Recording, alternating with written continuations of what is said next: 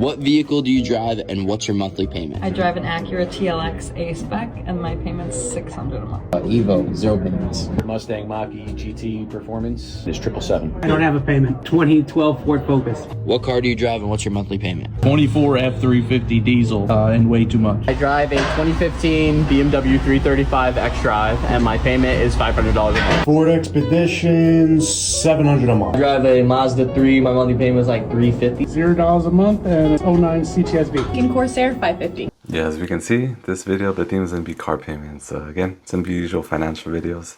But we already saw a couple of car payments there. I'm kind of just like going to let you just absorb those. Well, the next ones will kind of break down.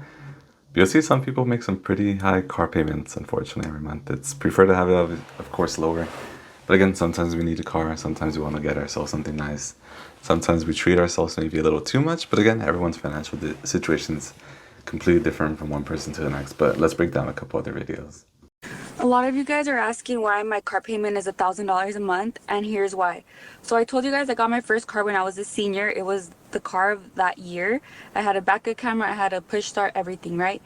9 months later, I crashed it and I totaled it, and my parents had already almost paid it off. So then they pulled me out another car, the same one, but I had to pay it. So I started paying it, I was giving payments, and I was almost done. I had less than $10,000, right? I always kept up with the maintenance, everything. And I don't know why, but there was so many recalls on this car to the point where it almost left me on the freeway a couple times, okay? By this time, I already had my son. He was a baby at that time. And it got to the point where it wasn't even safe for us to be driving in that car. So I'm going to stop right there. It seems like she has a bit of a, again, she has her own situation. Everyone has a situation. Definitely has like a baby, definitely has a car payment, and it seems like she's been getting switched out of cars.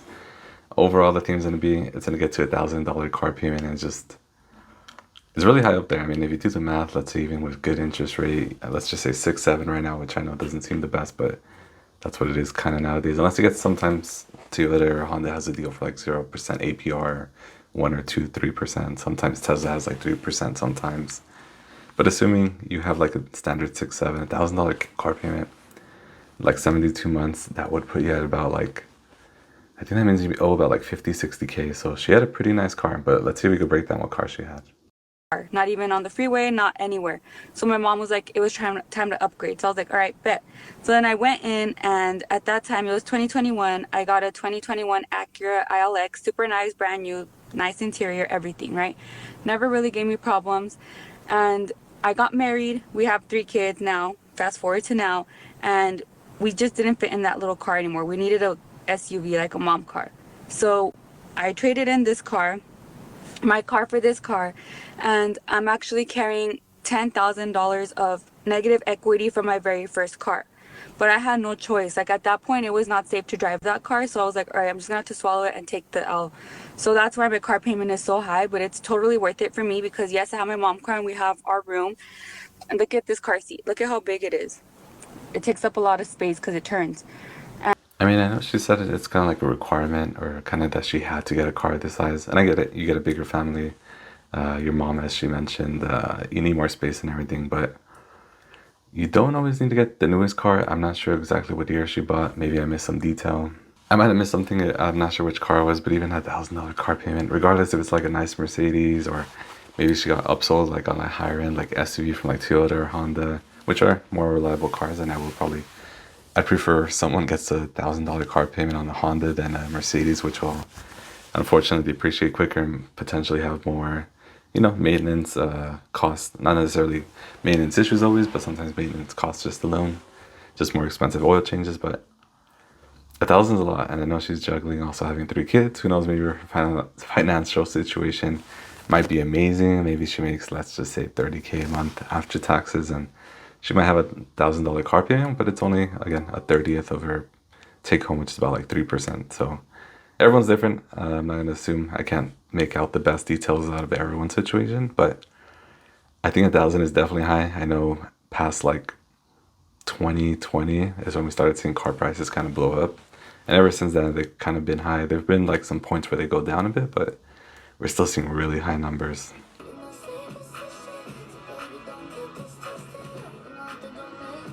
I mean, there's not much to watch on this, and I also want to get copyrighted because of music, but I could tell right away. I mean, it's a Lexus. I see some red interior, so she definitely wanted something nice. It is Lexus, so it's reliable. I will say that. So I'll give her points on that for definitely getting a reliable car. But almost a $1,200 car payment. I'm not sure which model this is. It looks like an SUV to me. It could be the RX or the UX or whatever, the TX or anything higher up. But even then, it's about, this is maybe, let's say, just decent down payment, decent interest rate, or best interest rate. This is still about like a 60-ish K car around there. So it's definitely up there. Again, it's really nice. I always wish people treat themselves the best they can, get themselves something nice, something they enjoy. And I've been in Lexuses, and I will say they're very comfortable, very quiet cars, reliable cars, again, because you get a lot of parts that come from Toyota. Not a bad thing.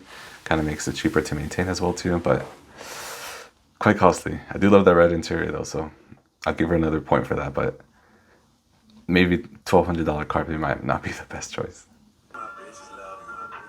Yeah, I'm gonna just pause that one right away. I don't think there's much more to say.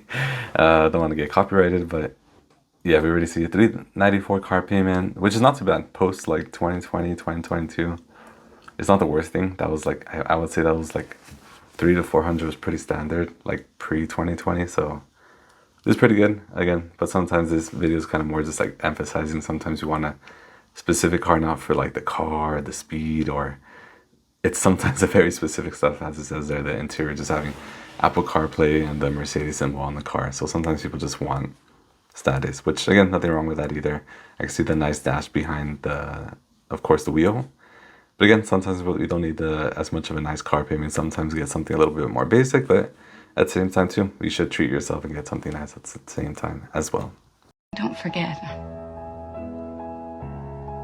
I'm also just a girl standing in front of a boy. Yeah, sometimes we'll kind of just like choose what we want, kind of just leave that playing there. Having a $450 car payment because I wanted a fun car, that's stick. I'm a guy. And I think that's fair. I don't know, everyone, again, different financial situation, depends on what you're paying for. Maybe you live at home, maybe you make $1,000 a day, not even per month, or obviously every 2 weeks or something like that. But overall, different situation. I hope he's making good money as always, but a $450 car payment is not too bad. I know even post like 2020, it's not that bad, but again, always try to save up money where you can. But again, it's a nice Subaru, so maybe it's a WRX, can't tell from here, but hopefully enjoys it. Don't forget. So we definitely see this is a theme. I won't even have to play the noise there, but see, me with a $345 monthly car payment at $275 insurance because I wanted a reliable 2025 car with a huge CarPlay screen with red leather, heated seating and steering at 19. I mean, especially at 19, your insurance is gonna be crazy, no offense, but even 275, she must have low miles in terms of like how much she drives per year, or he or she. But what does that add up to? That's about like a little over like $600, a little over $600 monthly payment.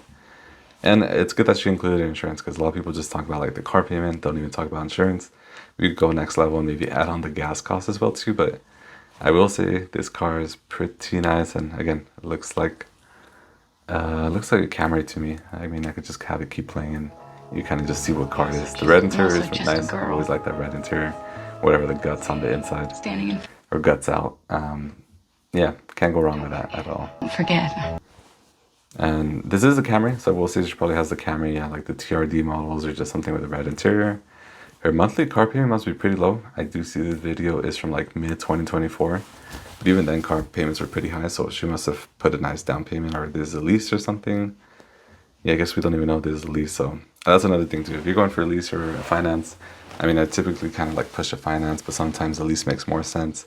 You know, no offense to the unreliable cars, so you don't have to like deal with like the really big issues, transmission giving out, engine issues, whatever, suspension issues. Sometimes leasing is not the bad choice, but it's very dependent. I think for majority of people, financing is probably the best route. But unfortunately, you have like a nice Land Rover, Range Rover. You don't want to have issues on that. You don't want to. Not many people would probably recommend financing that past like 50K miles. Maybe you could buy it and sell it, but lose a lot of money. But yeah, kind of just depends on everyone's different situation. Again, gonna go through these videos. Any future videos kind of be just like financial videos. Finance will be the theme, but kind of with cars or whatever.